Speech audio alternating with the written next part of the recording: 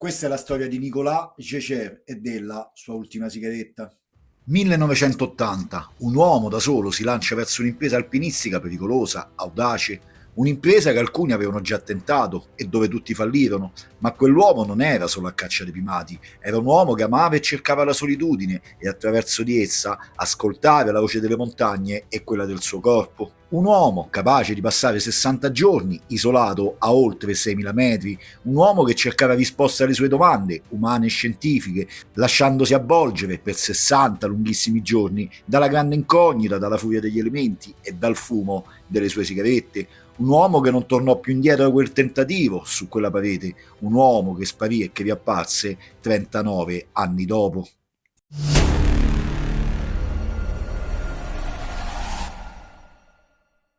Nell'elenco di alpinisti quasi dimenticati o non giustamente riconosciuti, un posto lo occupa sicuramente l'alpinista francese Nicolas Geiger. Non solo era un alpinista eccezionale, ma la sua scomparsa sull'Hotz Char nel 1980 è stata per molti anni un mistero e per certi aspetti lo è tuttora, perché le montagne, si sa, sono testimoni silenziosi e incuranti delle vicissitudini umane. A volte decidono di farli emergere, riportare alla luce, ma solo in sporadiche occasioni, dando all'essere umano una possibilità che a volte quest'ultimo non riesce comunque a cogliere. Nato nel 1946, Nicolas Cecé divenne guida alpina nel 1975, diplomandosi come primo della sua classe, ma non solo, era anche un medico specializzato in fisiologia ad alta quota. Ecco che l'alpinista francese non fu solo tale, ma attraverso l'alpinismo unì anche il lavoro e la ricerca, cercava risposte a quelle domande su come il corpo umano si comporta quando si proietta sempre più in alto, dove l'aria, metro dopo metro, è sempre più rarefatta, sottile. Nicolas Geiger realizzò più di 100 salite in solitaria sulle Alpi, per la maggior parte sul massiccio del Monte Bianco, salite tra cui almeno 20 vie con elevata difficoltà e con prime assolute o prime ripetizioni. Sulle Ande realizzò 11 salite in solitaria, 9 delle quali per vie nuove. Nei primi anni 70 effettuò la traversata delle Grand Jorasses prima e della Ghiglia de Chamonix poi, sino a realizzare in 17 ore, in 2 giorni, un concretamente straordinario. Realizzò la prima ascensione in solitaria della via Bonatti-Gobbi sul Grand Pilier d'Angle, scese successivamente sul ghiacciaio superiore del Freney e poi salì di nuovo per la seconda ascensione in solitaria sul pilone centrale, raggiungendo da lì a poco la vetta del Monte Bianco, lì sul punto più alto dell'intero arco alpino. Era l'alpinismo anni 70 e 80, dove tutte le principali vette erano già state raggiunte e dove l'alpinista più visionario, ma anche più intrepido, cercava non più le vette in sé, ma nuovi modi di raggiungerle, aumentando la fatica e l'impegno. Venne proclamato per questo come precursore dei concatenamenti moderni, quelli che presero vita in quegli anni, come quello di Renato Casarotto nel 1982, sempre su Freney, con quel trittico di 15 giorni consecutivi sulla montagna che fece la storia. Nicolà era un uomo semplice, ma che nella sua semplicità viveva anche una grande controversia, alpinista, medico e grande fumatore. Venne criticato spesso per questo, uno che a detta di molti all'epoca poteva giocarsela con Messner e Kukuczka, e quando si parla di Messner e Kukuczka si parla dei massimi interpreti della storia dell'alpinismo d'altissima quota. Tuttavia Nicolas Cecé non era né l'uno né l'altro. Messner così concentrato sull'io, sull'essere umano proiettato al di sopra, Kukuczka, l'uomo dell'est, senza fronzoli, un bulldozer che partiva a testa bassa. Nicolas Cecé amava la poesia, la fotografia e il tabacco. L'anti-alpinista potremmo definirlo, se ci si basa sull'idea che un alpinista può suscitare nell'immaginario collettivo. Quello di un uomo duro, spigoloso, gretto, forzuto. Restò oltre 60 giorni sull'Ascoran, la montagna più alta del Perù, nelle Ande, per studiare i comportamenti umani esposti per lungo tempo ad alta quota, diventando di fatto cavia di se stesso. Fumò 70 pacchetti di sigarette mentre osservava, studiava e annotava e sorrideva. Come scrisse Marco Vasta, autore di Solitudine, 60 giorni solo a 6.700 metri, libro dedicato appunto all'alpinista francese, Messner è in guerra con la montagna, Nicolas ci fa l'amore. Durante quei 60 giorni, chiuso nella sua tenda tra le 1000 gitane fumate, realizzò la sua tesi. Chissà se le sigarette da medico influivano o meno sulle sue diagnosi. E scrisse successivamente Carnet de solitude, quaderni di solitudine. All'epoca molti consideravano il suo esperimento una follia, nessuno comprendeva l'utilità di trascorrere 60 giorni in alta quota, ma forse nessuno era allo stesso tempo sia alpinista che medico. Né Messner né Kukuczka, quindi, Nicolas Jachet era un uomo scherzoso, dall'apparenza più legato al medico che all'alpinista, che amava lo spirito nobile e puro delle montagne, senza mai provare, magari persino inconsciamente, a idealizzare come superuomo la figura dell'essere umano che le raggiunge nel punto più alto o attraverso le vie più difficili. L'eroismo è prendere la metropolitana ogni mattina, scrisse così Nicolas Jachet. Sigarette, quelle gitane che portò con sé anche sull'Everest, Chomolungma, il punto più alto del pianeta Terra, una spedizione pesante guidata dal celebre Masot, tanti campi, ossigeno, corde fisse. Non era lo stile di Jachet, che amava un approccio più individuale, leggero, pulito, stile alpino quindi, ma era anche l'Everest e come disse lui stesso, all'Everest non si rinuncia così facilmente. Fu la prima spedizione francese sull'Everest, dove tra gli altri erano presenti anche Kurt Dimberger. Strano che nella storia dell'alpinismo figuri sempre il suo nome.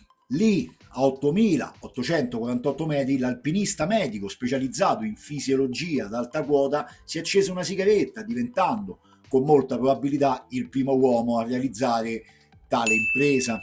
Era il 1978, lo stesso anno in cui Messner e Habeler salirono per la prima volta sempre l'Everest senza l'ausilio di ossigeno supplementare, quel celebre 8 maggio. Nell'autunno dello stesso anno la spedizione francese raggiunse il monte Everest guidata da Pierre Masot, la squadra comprendeva alpinisti francesi, austriaci e tedeschi.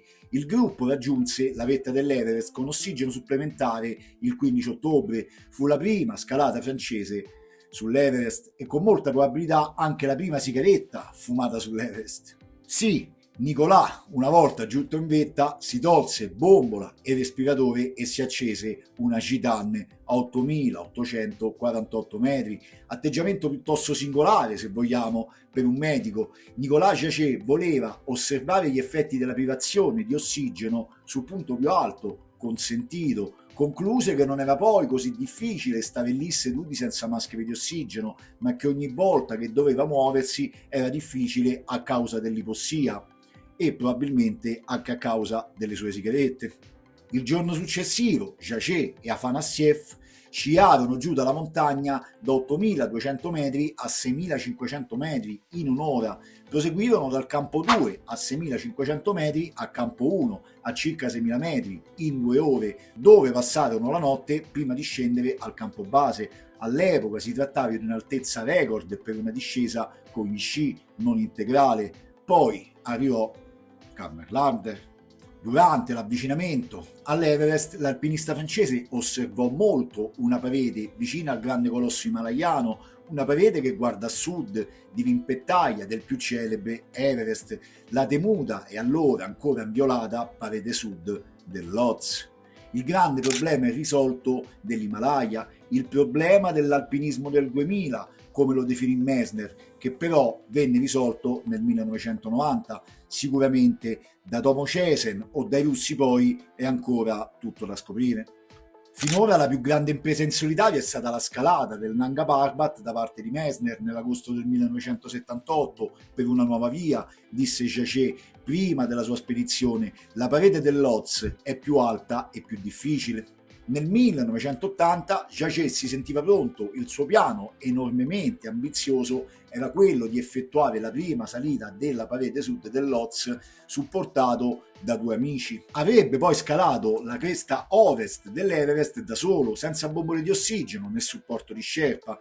Il 16 aprile Jachet tentò per la prima volta la parete sud. Direttamente arrivò a circa 6.500 metri, ma dovette tornare indietro a causa del pericolo di valanghe. Ritornò al campo base il 20 aprile. Nel suo tentativo successivo decise di procedere più a destra sulla parete sud. Ciò significava salire attraverso il Lot Shar.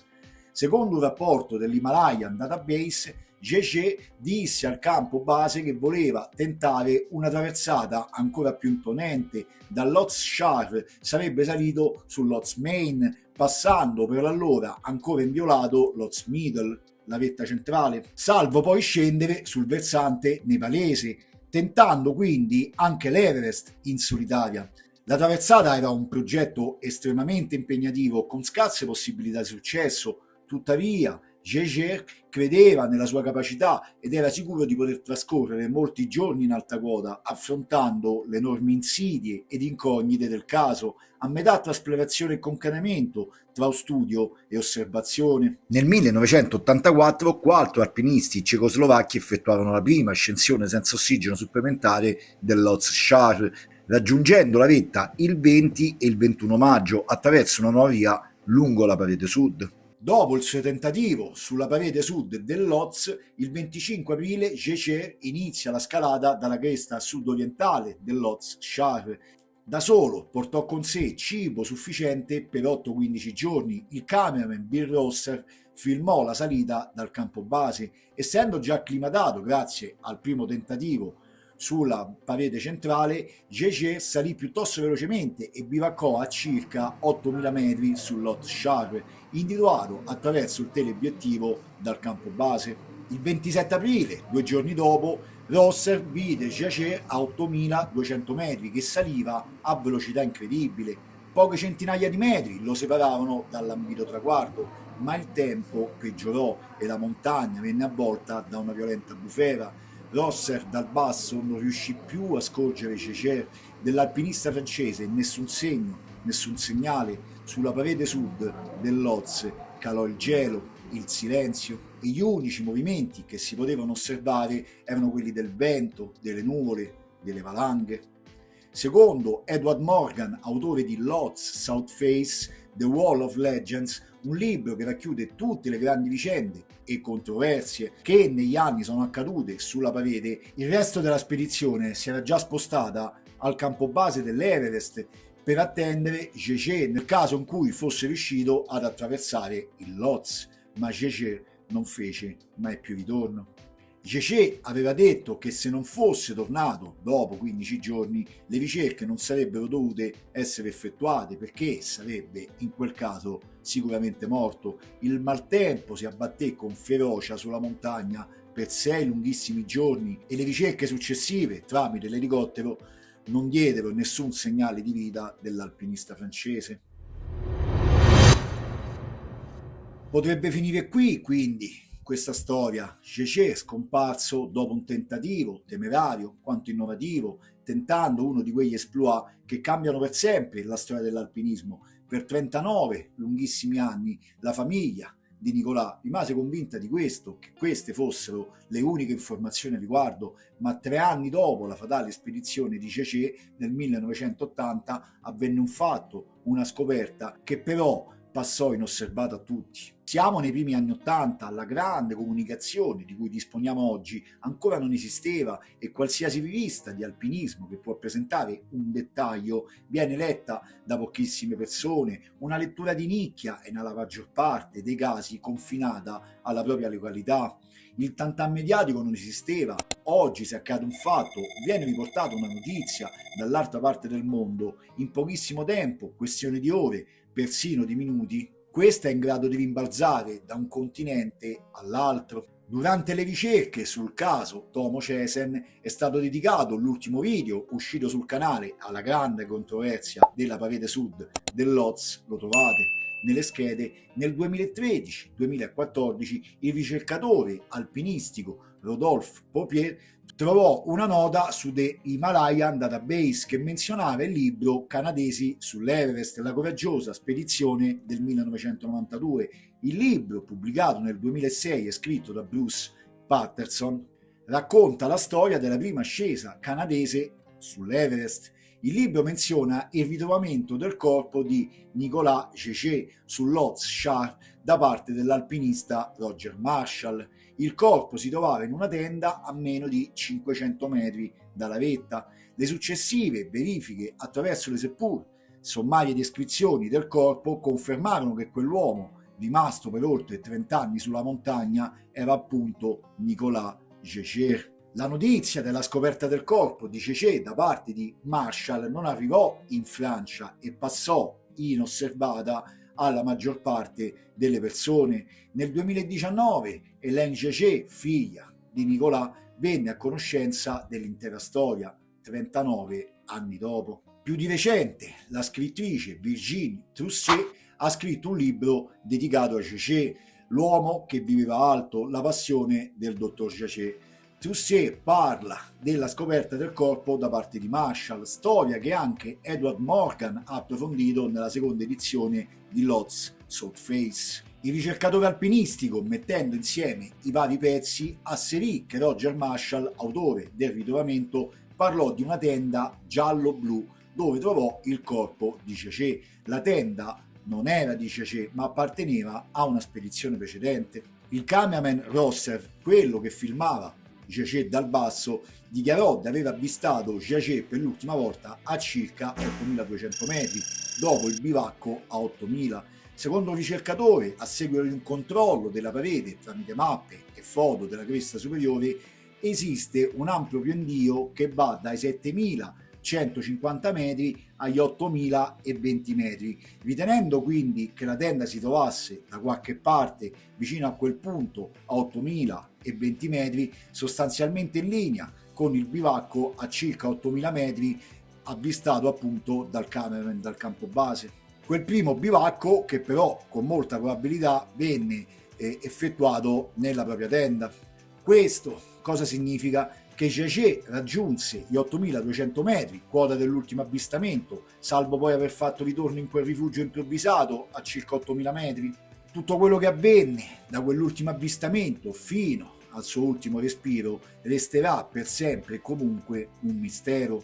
Come passò le ultime ore di vita l'alpinista francese? Si fermò a quei fatidici 8.200 metri o si spinse più in alto, magari raggiungendo persino la cima? E perché venne ritrovato in un'altra tenda? Sì, sicuramente, soprattutto nel maltempo, se ne ha visti una ancora portante, risparmi tempo e fatica, ma quanto può essere affidabile una tenda lasciata lì chissà da quanto tempo?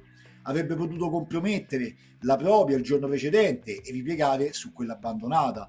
Tutte ipotesi plausibili. Roger Marshall, il celebre alpinista passato alla storia come Bad Boy, colui che scoprì Nicolas in quella tenda, morì sull'Everest nel 1987, quindi tutte le possibili ulteriori indicazioni svanirono con lui.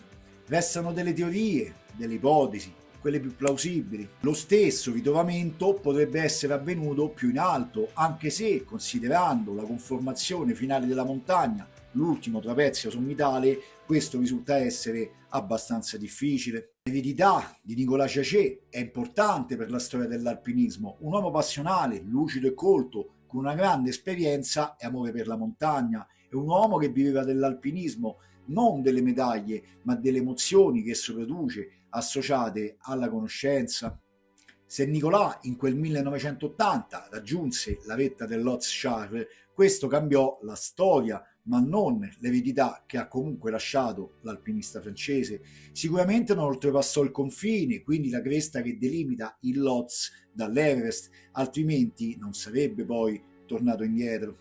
E come spesso accade in queste storie che conservano un finale con dei lati oscuri, restano domande, ipotesi.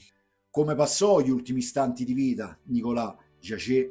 Questo nessuno potrà mai dirlo, ma possiamo immaginarlo solo in quella tenda che non era la sua, mentre osservava ancora una volta come il suo corpo rispondeva agli effetti dell'alta quota, al freddo, all'ipossia. Aveva provato a scrivere gli ultimi appunti, l'ultimo diario, la tesi finale, con le mani ormai insensibili a causa dei congelamenti, e poi aveva aperto l'ultima volta la tenda, guardato fuori e sorriso a quelle montagne con cui faceva l'amore, accendendo ancora una volta l'ennesima Gitane, l'ultima sigaretta.